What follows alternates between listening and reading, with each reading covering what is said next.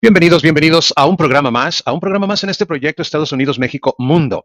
Estados Unidos, México, Mundo. Soy David Parra, invitándole a que si considera que estos programas valen la pena, pues nos siga ayudando a compartirlos para que aparezcan en su muro. Eh, Creemos en la utopía de cambiar el mundo y de esto se trata este proyecto Estados Unidos, México, Mundo, con la idea de conectar el pasado con el presente y proyectarnos el futuro, a rescatar la esencia de la historia mundial y de México para ir conectando, repito, el pasado con el presente. Y la idea es iniciar un diálogo, si usted quiere un debate, para, para inventarnos un nuevo mundo. Y obviamente esto es una utopía. Pero se vale soñar y creo que soñando podríamos lograrlo si se unen millones de personas a un concepto de esta naturaleza. Muy bien, vamos a continuar ahora con la historia de México. Estamos en la revolución, la tercera etapa de la historia de México, la tercera transformación.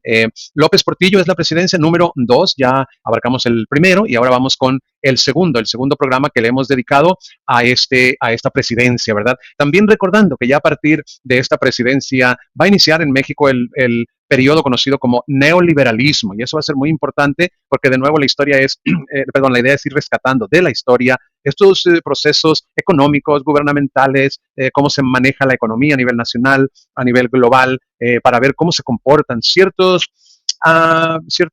gobiernos y ver cómo funcionan las economías, las industrias, los sistemas, porque al entender esto es que podamos tener esa conversación inteligente, informada y podamos inventarnos un nuevo mundo. Bueno, vamos a iniciar entonces con este tema tan importante que es el segundo programa que le dedicamos a esta presidencia de José López Portillo. Obviamente estamos en la sección de política interior que tiene que ver con lo económico, lo social y lo político.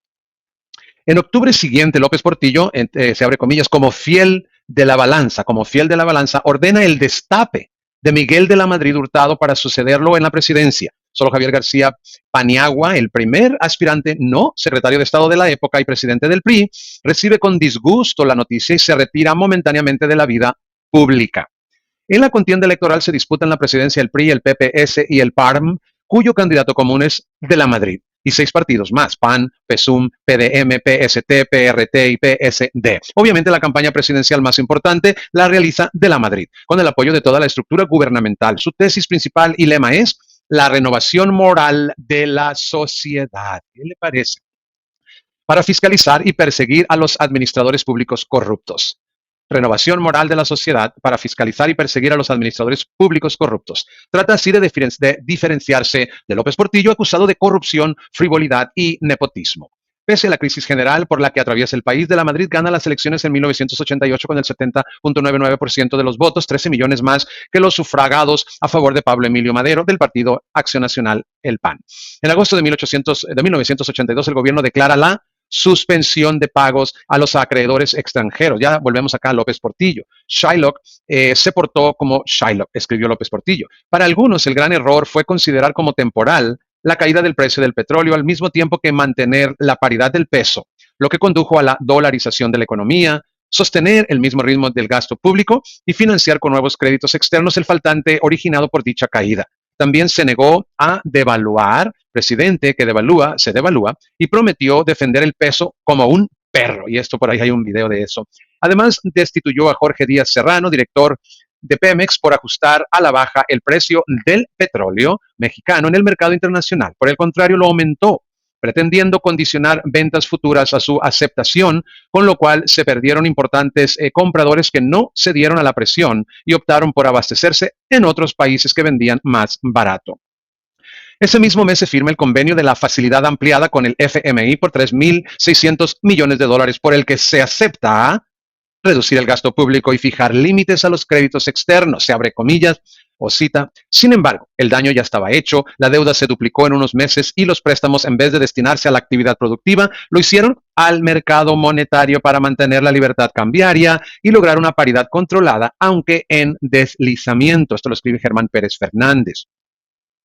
Ante la debacle, en su último informe de gobierno, López Portillo señala y se abre cita: soy responsable del timón, pero no de la tormenta. Expresa con voz quebrada, se abre cita: a los desposeídos y marginados, a los que hace 6 años les pedí perdón, que he venido arrastrando como responsabilidad personal, como si fuera exclusiva por haberla formulado, les digo que hice todo lo que pude para organizar a la sociedad y corregir el rezago, que avanzamos, que si por algo tengo tristeza es por no haber acertado a hacerlo mejor, se cierra cita. Anuncia que intentará enfrentar la situación mediante la nacionalización de la banca y el control de cambios. Se abre cita. México, al llegar al extremo que significa la actual crisis, no puede permitir que la especulación domine su economía. Esta crisis, que hemos llamado financiera y de caja, amenaza seriamente nuestra estructura productiva. He expedido dos decretos, uno que nacionaliza los bancos privados y otro que establece el control generalizado de cambios, no como una política superviviente de un más vale tarde que nunca, sino porque ahora se han dado las condiciones que lo requieren y justifican. Es ahora o nunca. Ya nos saquearon. México no se ha acabado. No nos volverán a saquear. López Portillo escribe después, en Mis tiempos, en un libro, se abre cita. Fue un hermoso 1 de septiembre. Decían los oligarcas que me tenían vencido, después de haberse enriquecido, aprovechándose de nuestra alianza nacionalista, sacando sus capitales y finalmente echándome toda la culpa de la crisis. Aguanté hasta un límite. Se les olvidó que yo soy el presidente de un Estado soberano. Fue interesante el proceso subjetivo, pero premonitorio, por cuanto que desde hace meses tal vez subconscientemente me estaba preparando. Se abre cita de nuevo, fueron días angustiosos, ya pasaron. El país ganó varias cosas, una fundamental, ratificar que el Estado es nacional y soberano y no es de los ricos ni de los extranjeros, y saber que México tiene su camino y un sistema legal dinámico para resolver institucionalmente las contradicciones de su sociedad. Sigue la cita, fueron días de profunda meditación, para mí verdaderamente dramáticos, sin tiempo para dedicarme tranquilamente a escribir el informe, cada día lleno de noticias tensionantes, una posición norteamericana inicialmente insoportable. Ahora parece haber cierta comprensión internacional, pero tuvimos que endurecernos y el mundo que reflexionar a nuestra posición. Realmente nuestra deuda crea problemas, claro, nos fastidiarán con el Fondo Monetario, salvo que logré que los sacadólares los regresen. Pero afirmamos nuestra soberanía nacional frente a la crisis. Somos un país y no un negocio petrolero.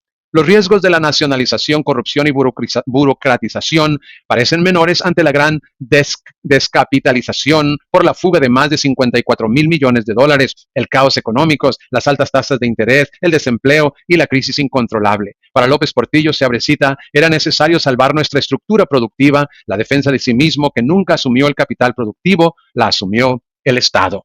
Miguel Ángel Granados Chapa, en La Banca Nuestra de cada día, La Banca Nuestra de cada día, comenta al mes siguiente respecto a la decisión de nacionalizar. Se abre cita. También contaron, por supuesto, la coyuntura y la psicología. López Portillo se acercaba al final de su mandato. La circunstancia le permitía arrostrar un grado mayor de riesgo que nunca antes. También lo exigía la propia situación. En los meses anteriores, desde que en febrero el gobierno se retiró del mercado de dinero, creció la sensación de que no había régimen político, sino solo instituciones administrativas incapaces de formular decisiones. La economía se maneja con la política, y así lo supo en el último instante el presidente. Se sigue cita, no quería seguramente pasar a la historia posando mal para los fotógrafos. La conciencia del propio honor, del aprecio que cada quien se tiene a sí mismo, tiene exacerbamientos notorios en López Portillo. Sus emociones contaron mucho en su gobierno. Aquí no tenía por qué ser distinto. Aún admitiendo que sus motivaciones en este caso fueron turbias o mezquinas, el resultado es lo que importa. La banca es nuestra, cada día. Escribe Scherer en Los presidentes, se abre cita. 4 días después de la nacionalización de la banca, el lunes 5 de septiembre, conversé de nuevo con López Portillo. Quería felicitarlo por su decisión. Eran inauditas las fortunas levantadas al amparo de los negocios bancarios, y los últimos 90 días de su gobierno podrían ser los mejores desde los tiempos del general Cárdenas. Empeñada la palabra presidencial en circunstancias excepcionales, podría haber jurado que López Portillo haría pública la lista de sacadólares que empobrecieron al país. La atmósfera estaba cargada. Sobrevendrían acontecimientos en cadena. Las medidas tomadas por López Portillo desencadenan de inmediato la reacción del capital nacional e internacional en su contra. Manuel J. Cloutier, presidente del Consejo Coordinador Empresarial, pide un plebiscito nacional, pues esas medidas, se abre cita, no las puede tomar un solo hombre, se cierra cita. Asimismo defiende a los banqueros, se abre cita, ese sector no es traidor, sino patriota y solidario con los más altos intereses del país.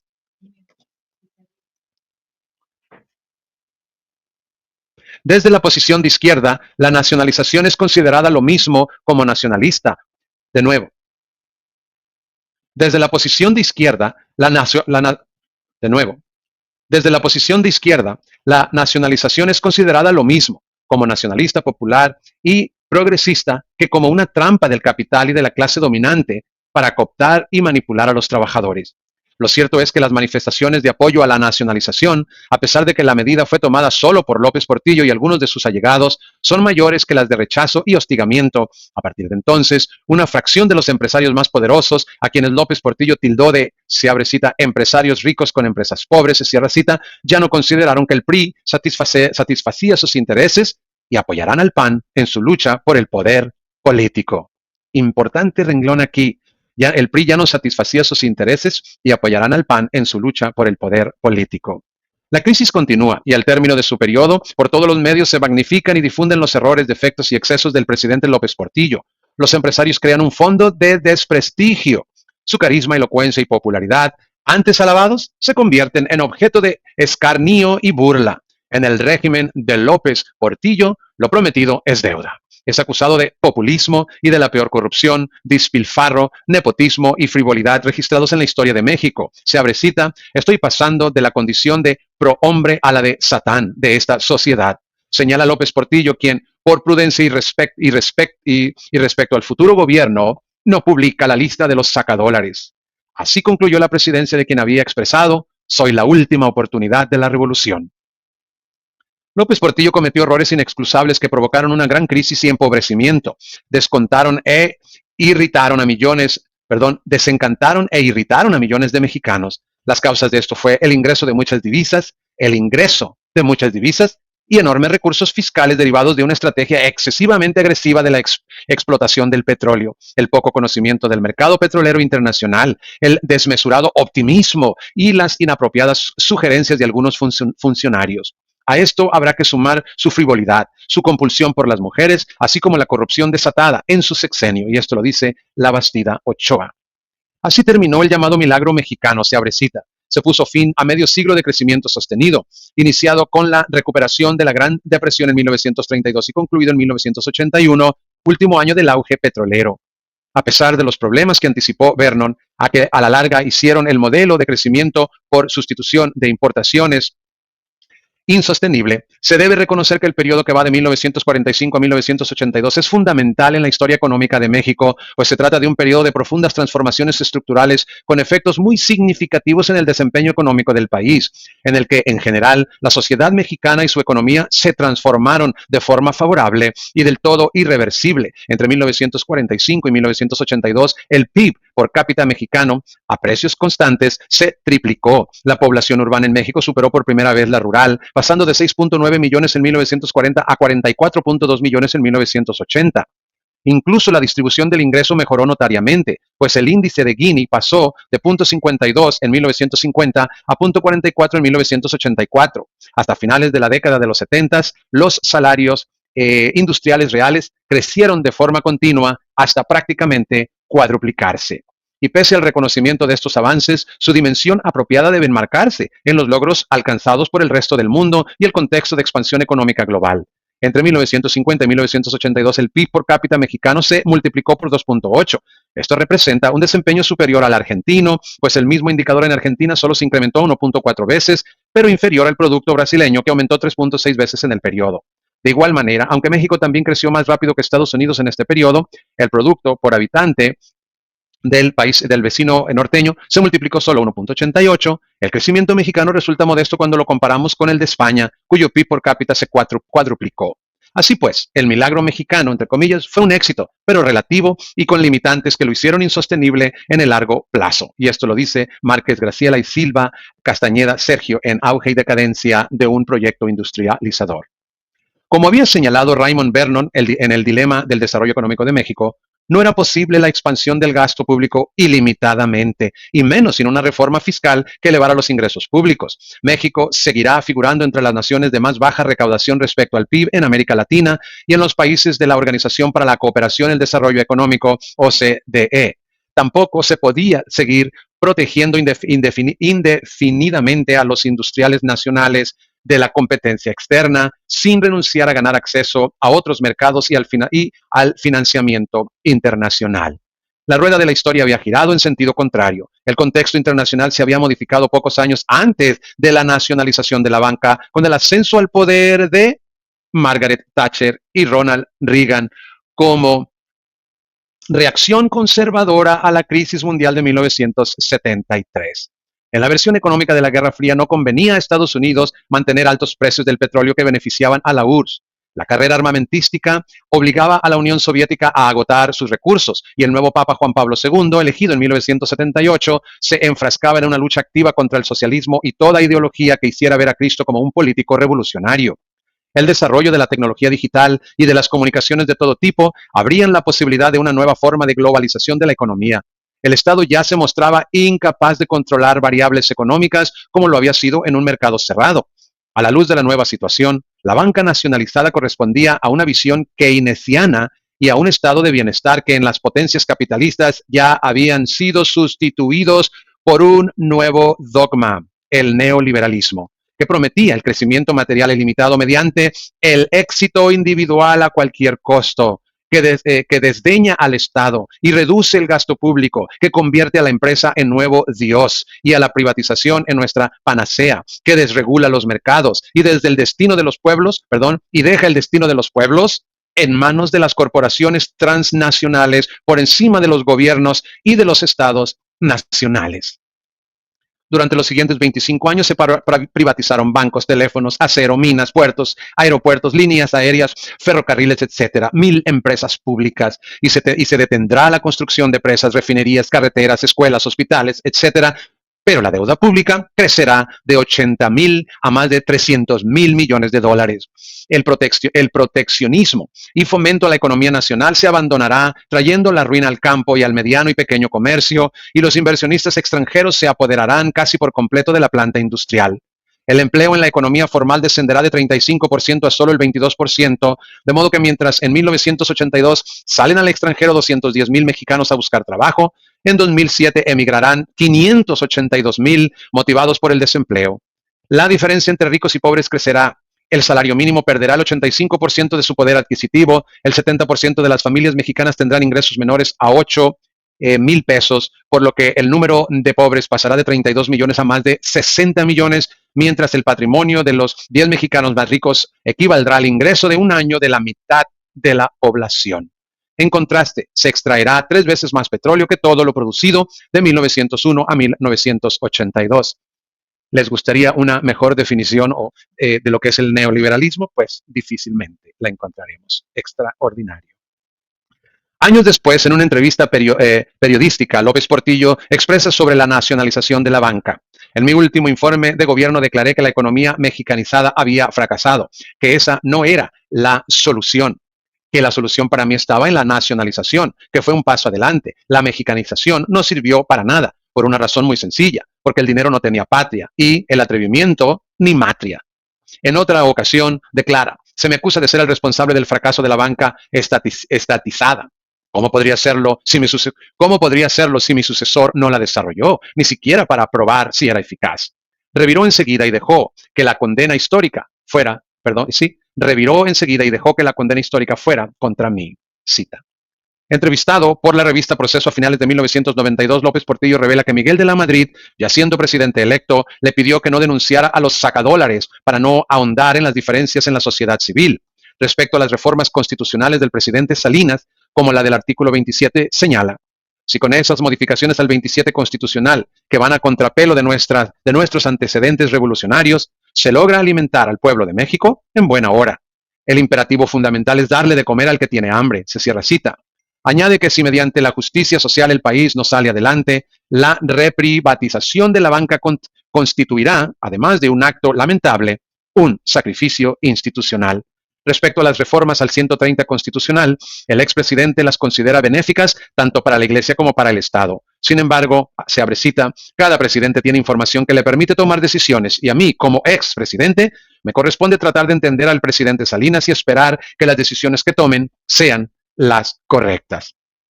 López Portillo rechaza que el neoliberalismo económico sea la respuesta final que ponga quieta a la historia, así como en el surf, hay que aprovechar la fuerza de la ola para impulsar la tabla sobre la que vamos en difícil equilibrio y a riesgo de hundirnos. En este momento Estados Unidos se ha convertido, ya sin el contrapeso del socialismo real, en una gran ola neoliberal que nos mueve sin que tengamos capacidad para remontarla. Solo tenemos la posibilidad de aprovechar la fuerza de esa ola para darle el relativo sentido que las nuestras propician. Queramos o no, tenemos que subirnos a la tabla, mantener el equilibrio y tratar de llegar a la playa para ahí esperar acontecimientos, aprovechar la fuerza de otra ola y buscar una dirección diferente a la que nos impone el neoliberalismo. Interesante, me parece profético aquí, porque habla de aprovechar y esperar otra ola, y sabemos, yo pensaría que esa nueva ola sería la cuarta transformación. Así considera el TLC, se abrecita. En este momento, dada la situación económica de México, no tenemos otra salida, por lo menos en el corto plazo, que subirnos a la ola, guardar el equilibrio e incorporarnos a una economía poderosa que también se esfuerza por sobrevivir ante la competencia con otros centros regionales, uno europeo, otro asiático. Respecto a la reforma electoral que propició, cuenta, cuando tuve la responsabilidad presidencial sentí la necesidad de resolver un problema que todavía no ha sido resuelto, que las minorías tengan salidas institucionales satisfactorias. Esta falta de manejo de los derechos o de las oportunidades de las minorías me llevó a impulsar la reforma política. Con ella se trataba de resolver dialécticamente la integración de los contrarios minoritarios por la vía institucional. Esta reforma abrió espacios que estaban cerrados, sacó de los nichos muchas de las presiones no institucionales y permitió el sucesivo avance del proceso de reforma. Tal como lo dijimos en aquel tiempo, la reforma política, dijimos, es un proceso, no una culminación. Vida en retiro y muerte.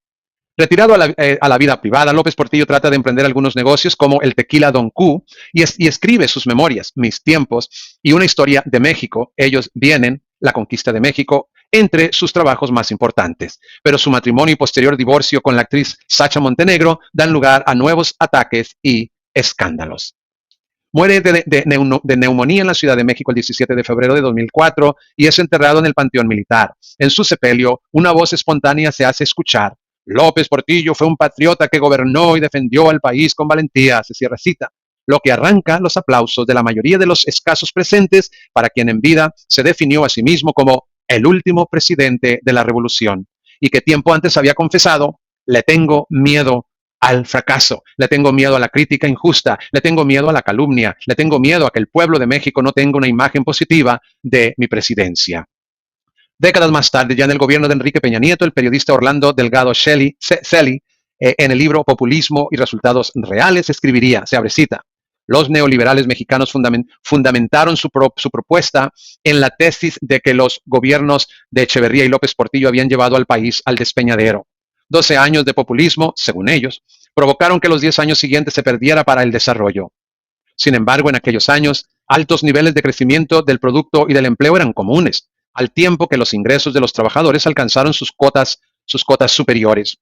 No todo funcionaba bien, por supuesto, pero, como dice el viejo dicho popular, estábamos mejor cuando estábamos peor.